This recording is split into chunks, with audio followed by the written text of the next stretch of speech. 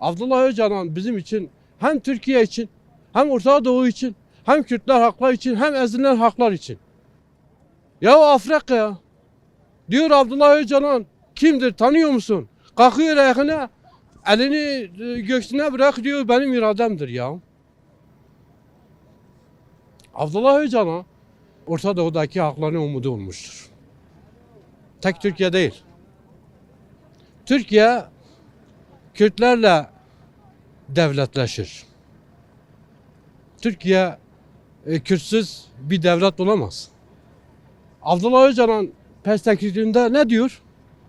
Diyor kardeşim ben istemiyorum benim yaşadığım topraklarda Mezopotamya topraklarda ayrı bir baryak, ayrı bir devlet kurmasını istemiyor. Ne istiyor? Diyor ki beraber, yüzyıllardır beraberiz, bundan sonra da beraber olalım. Ama demokratik bir şekilde.